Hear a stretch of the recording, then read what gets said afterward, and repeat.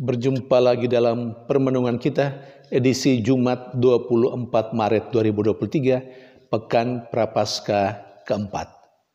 Bacaan-bacaan liturgi hari ini, bacaan yang pertama dari Kitab Kebijaksanaan, bab 2, ayat 1a, ayat 12 sampai 22, dan bacaan Injil dari Injil Yohanes, bab 7 ayat 1 sampai 2, ayat 10, ayat 25 sampai 30.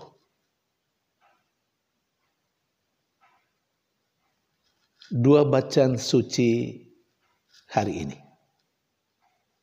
berbicara tentang orang benar yang berhadapan dengan orang-orang jahat dalam kehidupannya. Bacaan yang pertama menuliskan dengan sangat bagus bagaimana dinamika hidup antara orang benar dan orang jahat atau orang fasik. Ditegaskan dalam bacaan yang pertama hari ini bahwa kehadiran orang benar itu menjadi gangguan untuk orang-orang fasik, untuk orang-orang jahat. Dan kehadiran orang benar ini membuat orang-orang jahat merasa bersalah karena cara hidup dan kejahatannya. Apalagi orang benar, sekali lagi menurut bacaan pertama hari ini, mengatakan bahkan menuduhkan hal-hal yang tidak benar yang dihidupi oleh orang-orang jahat, oleh orang-orang fasik.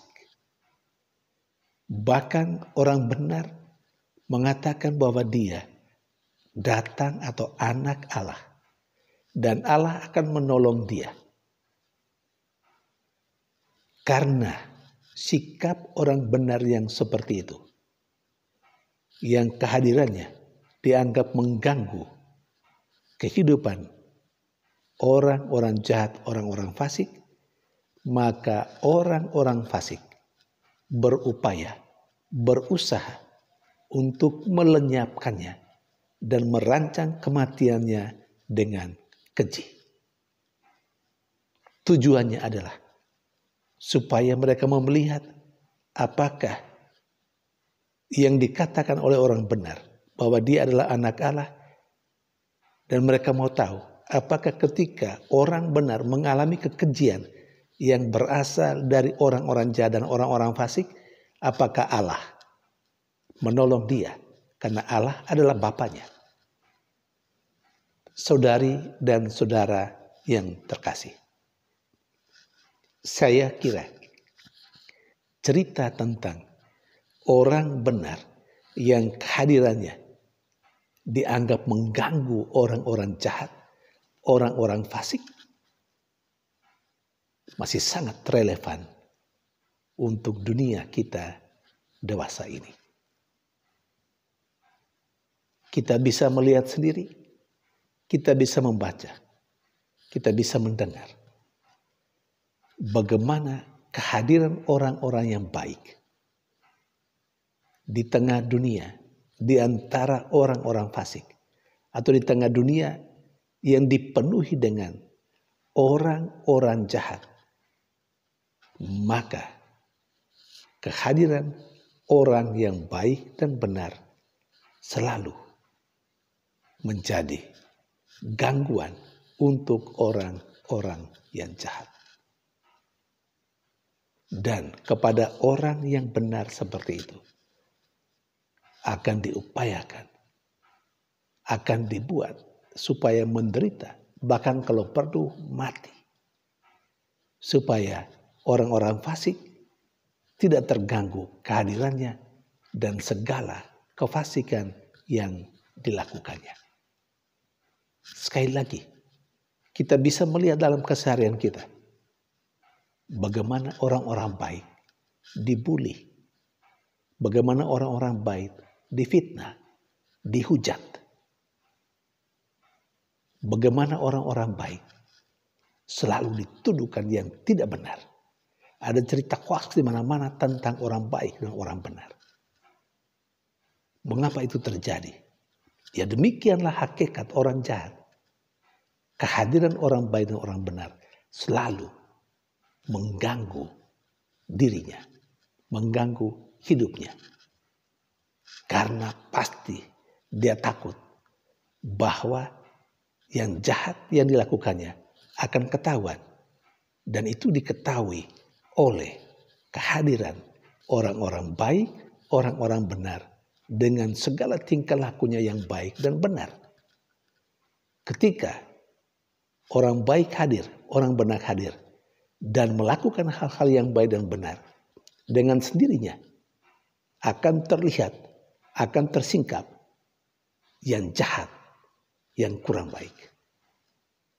Karena itulah sekali lagi kehadiran orang-orang yang baik dan orang-orang benar selalu membuat orang jahat, orang fasik terganggu. Karena itu ada berbagai macam upaya untuk melenyapkan dan menghabisi orang baik dan benar. Saudari dan saudara yang terkasih, Yesus adalah orang baik dan benar. Karena itu apa yang ditegaskan dalam bacaan yang pertama hari ini, menurut kitab kebijaksanaan, juga dialami oleh Yesus. Dan itu diceritakan juga dalam bacaan Injil hari ini. Ada begitu banyak orang yang jahat, yang fasik, yang mau membunuh Yesus. Karena itu Yesus tidak mau hadir di tengah orang-orang yang mau membunuh dia. Tetapi dia sedikit menyingkir. Dan lebih lagi, ada begitu banyak upaya dari orang jahat, atau katakanlah konkretnya, orang yang sering berpolemik dengan Yesus. Orang yang merasa Yesus sebagai saingan mereka. Orang yang merasa kehadiran Yesus telah membuka kebohongan hidup mereka. Kehadiran Yesus mengganggu niat jahat mereka dalam keseharian. Maka Yesus diupayakan untuk dihabisi, mau dibunuh. Saudari dan saudara yang terkasih. Dari kedua bacaan liturgi hari ini, kita diingatkan, barang siapa di antara kita yang mau menjadi orang baik dan benar dalam dunia, dalam keseharian kita, kita pasti akan menjadi gangguan untuk dunia yang sudah mulai penuh dengan kegelapan, untuk sesama kita yang notabene adalah orang fasik dan orang jahat. Hanya orang baik dan benar yang mendapat tantangan, fitnah yang luar biasa yang datang dari orang yang pasti jahat dan fasik. Saudari dan saudara terkasih, ini tantangan bagi kita sebagai seorang pengikut Yesus. Kalau kita mau mengikuti Yesus dengan sungguh-sungguh, kita mau menjadi seperti Yesus. Kita hadir sebagai manusia yang baik dan benar. Apakah kita berani? Atau jangan sampai kita menjadi takut, menjadi ciut nyali kita. Lalu kita kemudian terjerumus masuk dalam kelompok orang fasik dan orang yang tidak baik. Sehingga kita nyaman berada di antara sesama kita yang juga notabene jahat dan tidak baik. Jahat dan fasik. Saudari dan saudara yang terkasih, pada kesempatan lain saya teringat Yesus mengatakan kepada semua pengikutnya supaya menjadi garam dan terang dunia. Jangan sampai garam menjadi tawar. Jangan sampai terang menjadi redup dan berganti menjadi kegelapan. Garam harus tetap menjadi garam untuk mengawetkan dunia yang busuk. Dan terang harus tetap menjadi terang supaya menyinari kegelapan. Maka jadilah kita tetap dan bertahan sebagai orang baik dan benar sekalipun mendapat tantangan. Bahkan mungkin upaya pembunuhan dari orang-orang yang ada di sekitar kita yang adalah jahat dan fasik. Tetapi kita mau mengikuti Yesus, mau menjadi seperti Yesus. Kalau Yesus mati demi kebenaran, saya dan Anda harus mati juga demi kebenaran. Menjadi sangat terhina kalau kita mati karena kejahatan dan karena kefasikan.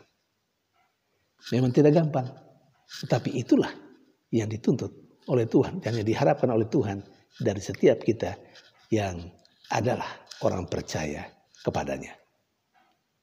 Mari kita terus berjuang, karena harapan Tuhan supaya kita tetap menjadi orang baik dan benar, sekalipun mendapat tantangan dari orang fasik dan orang jahat di sekitar kita. Tapi itulah tekad kita. Karena siapa yang bertahan sampai akhir, Tuhan menjanjikan keselamatan, kehidupan yang abadi. Tuhan memberkati.